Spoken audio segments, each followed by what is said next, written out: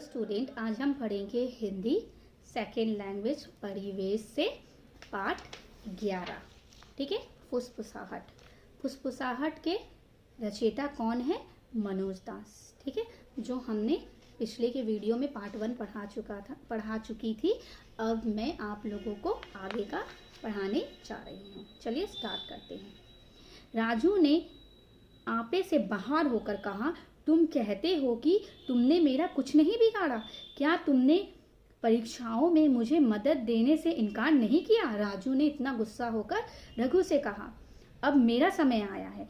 आज मैं जी भरकर तुम्हारा अपमान करूंगा। राजू ने रघु से ऐसा कहा, अब तुम मेरा कुछ नहीं बिगाड़ सकते। मैं राजा का प्रधानमंत्री हूँ। तो राजू क्या बोला? मैं राजा का प्रधानमंत्री हूँ, तुम मेरा कुछ नहीं बिगाड़ सकते हो। रघु, जितने भी और मंत्री हैं उन सभी को मैं भर्ती करता हूँ। राजा का सेनापति मेरा मित्र है। राजा का जो सेनापति है वो मेरा मित्र है। जितने भी मंत्रियाँ यहाँ आते हैं सबको मैं भर्ती करता हूँ। ठीक है, राजू ने ऐसा रघु से कहा। ठीक है। खानजी मेरा ससुर है। मुख्य न्यायाधीश मेरा साला है। समझे? दोनों नौकर रघु को उठाकर बाहर फेंकने लगे। वो कहता रहा, राजू तुम्हारा अंत अच्छा नहीं होगा, अच्छा नहीं होगा। रघु ने ऐसे चिल्लाते चिल्लाते राजू से कहा। धीरे धीरे समय क्या हुआ? बीतता गया। कुछ समय बाद एक दिन राजा बगीचे में टहल रहा था। राजा कहाँ टहल रहा था? बगीचे में। एक अजनबी वहां आया। उस अजनबी ने राजा को ऐसे एक से एक सुंदर उपहार दिए। वो अजनबी राजा को सुंदर सा सुंदर गिफ्ट देता है और कहा, महाराज आपकी आज्ञा हो तो मैं गुप्त रूप से हर रोज आपका 50 सोने की मोहर देना चाहता हूँ। वह अजनबी जो था वो बोल रहा था कि वो गुप्त हिसाब से चोरी छिपे से वो उसने उस राजा को 50 सोने की मोहरें देना चाहता है। ठीक है। बदले में इतना ही चाहता हूँ कि आप मुझे हर रोज अपने दरबार में आने और 2 मिनट अपने कान की कुछ फुसफुसाने दें। ठीक है। तो वो जो अजनबी था वो राजा को 50 सोने की जो मोहरें दे रहा था, उसके बदले वो राजा से सिर्फ एक ही चीज चाहता था कि राजा उसको अपने दरबार में 2 मिनट के आने के लिए दे और राजा के कान में फुसफुसाने के लिए इजाजत दे। राजा ने सोचा, सौदा अच्छा है। अगर 2 मिनट कुछ सुनने के लिए 50 मोहरें मिले तो क्या बुरा है? राजा ने ऐसा सोचा। तब राजा क्या बोलता है, हमें कोई आपत्ति नहीं है, कोई प्रॉब्लम नहीं है। तुम आकर हमारे कान में क्या कर सकते हो? फुसफुसा सकते हो। राजा ने उस अजनबी से कहा। अगले दिन राजा अपने मंत्रियों और दरबारियों के साथ दरबार में बैठा था। ठीक है।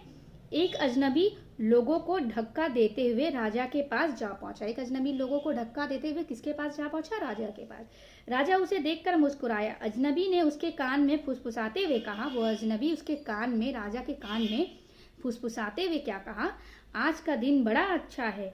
उजली उजली धूप है और आसमान में बादल का एक भी टुकड़ा नहीं है। ठीक है। दिन बहुत अच्छा है, धूप बहुत है, लेकिन आसमान में बादल का एक भी टुकड़ा नहीं है। इस तरह फुसफुसाते हुए उस अजनबी ने राजू की ओर कई बार कनखियों से देखा। ठीक है। उसके बाद उसने चुपचाप राजा की जेब में मोहरे डाले और चलता बना। मोहरे उसकी जेब में डाल दिया, राजा के जेब में वो अजनबी। यह देखकर प्रधानमंत्री जो राजू था उसकी हालत क्या हो गई? बुरी हो गई। भागकर उसने अजनबी का पीछा किया। राजू किसका पीछा करता है? उस अजनबी का जो राजा के कान में आके फुसफुसाया था। और हैरान परेशान होकर क्या पूछने लगता है उस अजनबी से, आप बुरा ना माने तो क्या मैं आपसे पूछ सकता हूँ कि आप महाराज से किस विषय पर बात कर रहे थे? और बात करते हुए बीच बीच में आप मेरे और क्यों घूम कर देख रहे थे? ठीक है। राजू ने उस अजनबी से पूछा। ठीक है। अजनबी जानता था कि राजू उससे सवाल पूछेगा। यह अजनबी और कोई नहीं, भेष बदले हुए कौन था? रघु था। ठीक है। रघु ने कहा, आप मुझसे ऐसी गुप्त बात बताने के लिए क्यों कह रहे हो जिससे मेरे और राजा के सिवाय कोई नहीं जानता?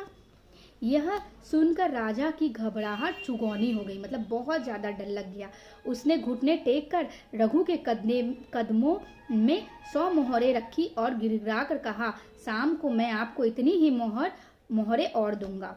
ठीक है। मतलब राजू को पता नहीं रहता है कि ये अजनबी रघु है, ठीक है। और वो अजनबी के सामने, यानी जो रघु था, उस रघु के सामने राजू घुटने टेक कर बैठ जाता है और कहता है, आपने क्या कहा मुझे बताइए, मैं आपको और भी मतलब मोहरे देगा, ठीक है। कृपया मुझे यह रहस्य बता दीजिए, मैं आपका पाँव पड़ता हूँ, ठीक है। राजू रघु से कहता है, यानी उस अजनबी से कहता है। पहले तो रघु ने बड़ी आनाकानी की, फिर थोड़ी देर बाद खुशामद कराने के बाद बोला, मामला बड़ा गंभीर है, मामला जो है बहुत गंभीर है। कई लोगों ने तुम्हारे खिलाफ राजा को शिकायत की, महाराज ने उसकी जांच करने के लिए मुझसे कहा है। राजू ने बड़ी अधीरता से पूछा, महोदय आपने राजा से आज इस बारे में क्या कहा, ठीक है। तब रघु जो था, अजनबी जो रघु था, वो क्या कहता है राजू से, मैंने कहा कि अभी जांच कर रहा हूँ, ठीक है। राजू ने गिड़गिड़ा कर कहा, महाप्रभु मेरे ऊपर दया करो, मैं आपकी 1000 सोने की मेहरे, मतलब 1000 सोने का मेहरे वो और देगा, ठीक है। राजू ये नहीं जानता था कि वो अजनबी रघु ही है, वेश बदल कर आया है। रघु ने मुंह बनाकर कहा, देखेंगे देखेंगे इस मामले में क्या हो सकता है। अगले दिन रघु फिर राजा के दरबार में पहुंचा और उसी प्रकार उसके कान में फुसफुसाते हुए बोला, तड़के तक तो उतरी हवा बड़ी तेज चल रही है, मतलब जो हवा है वो बहुत तेज चल रही है। कई बार राजू की ओर देख देख कर, ठीक है, वो अजनबी रघु मतलब राजा के कानों में फुसफुसाते हुए कहा। अजनबी की अटपटी बातें सुनकर राजा क्या किया, मुस्कुरा दिया कि कैसा बात कर रहा है। इन बेमतलब की बातों को सुनने के बदले में राजा को 50 मोहरे मिल जाती है, इसलिए वो राजा क्या होता है, बहुत खुश हो जाता है, प्रसन्न हो जाता है। अब तो राजू की वही दशा थी जैसे जाल में मछली फंस जाती है, बिल्कुल राजू की दशा भी वैसे ही हो जाती है। रघु से मिलने पर उसे पता चला कि फिलहाल राजा इस बात में संतुष्ट है कि प्रधानमंत्री ने कोई अपराध नहीं किया है। तो रघु बोल देता है राजू से कि कोई अपराध नहीं किया है। राजू ने रघु को धन्यवाद दिया और 1000 सोने की मोहरे दे दिया, ठीक है। अगले दिन रघु राजा के कान में कोहरे और बूदा-बूदी की बात फुसफुसाने लगा। इस बार वह सेनापति की ओर घूरता जा रहा था। इस बार रघु किसकी ओर घूरते जा रहा था, सेनापति की ओर। सेनापति ने भी वहां वही किया जो प्रधानमंत्री ने किया था, यानी जो राजू ने किया था। इस तरह रघु को 1000 सोने की मोहरे और मिल गई। ऐसे वो सेनापति भी उस मतलब अजनबी रघु के पास आया, उसे बोला क्या बोल रहे, तो इस तरह कर करके उसको एक मतलब 1000 सोने की मोहरे फिर से मिल गई। अब तो उसने एक के बाद एक सभी मंत्रियों, फिर खजांची और अंत में मुख्य न्यायाधीश को भी इसी प्रकार घबराहट में डाल दिया और रघु को इसी तरह सोने की मोहरे मिलते गई। हर रोज राजा को दी जाने वाली 50 मोहरे के बदले अब तक रघु ने 10,000 से भी ज्यादा मोहरे इकट्ठे कर ली थी। एक दिन राजा का आम दरबार लगा था, उसमें दरबारी, अधिकारी और प्रजा सभी मौजूद थे। पूरे दरबार में उसी अजनबी ने राजा के सामने खड़े होकर कहा, पूरे दरबार में वो जो अजनबी रघु था, उन्होंने क्या कहा, महाराज इतने दिनों से मैं आपके कान में उजलुल कहता रहा, मतलब फुसफुसाते रहा, लेकिन आज मैं आपको यह थैली भेंट करने आया हूँ। इसमें ऐसा उजलुल कुछ नहीं है बल्कि काम की चीज है। देखते हैं वो क्या भेंट करने आया वो अजनबी रघु। यह कहकर उसने एक रेशम की थैली राजा के सामने रख दी। एक रेशम का थैली राजा के सामने रख देता है। 10,000 सोने की मोहरे की खनखनाहट राजा के कानों में मधुर संगीत जैसे लगी। वह मुस्कुराया, लेकिन अजनबी की यह हरकत उसे बड़ी विचित्र लगी, अलग लगी। अपनी बात समझा कर कहो, राजा ने ऐसा कहा कि क्या कहना चाहते हो, अपनी बात सही तरीके से समझा कर कहो। जो कुछ हुआ था रघु ने सब साफ साफ कह सुनाया। उसने क्यों किया था, किस लिए किया था, सब कुछ वो राजा को सुना दिया। फिर मोहरे की तरफ इशारा करके बोला, यह इस बात का पक्का प्रमाण है कि आपके चारों ओर बेईमान ही बेईमान है, मतलब सब लोग बेईमान हैं। ठीक है। अगर प्रधानमंत्री और दूसरे मंत्री ईमानदार होते, अगर सेनापति ने सच्चाई से कर्तव्य पालन किया होता, अगर खानजी और मुख्य न्यायाधीश भ्रष्ट ना होते, तो मेरे उनकी ओर ताकने भर से इतना घबरा क्यों हो जाते। कि मैं आपके आके कान में फुसफुसा रहा हूँ और वो लोग को लगता था कि उन लोग के बारे में कुछ कह रहे हैं, तो अगर वो लोग सच्चे ईमानदार होते तो ऐसा काम नहीं करते। तो रघु, जो अजनबी रघु था, उसने सब कुछ बता दिया राजा को। उसकी बात सुनते ही राजा समझ गया कि उसके अधिकारी लोग अपने अपने पदों के लायक नहीं हैं। जिस पदों में जितने लोग थे वो लोग उस पद के लायक नहीं हैं। वे सब भ्रष्टाचारी हैं, बेकार हैं, बूढ़े हैं, बेईमान हैं।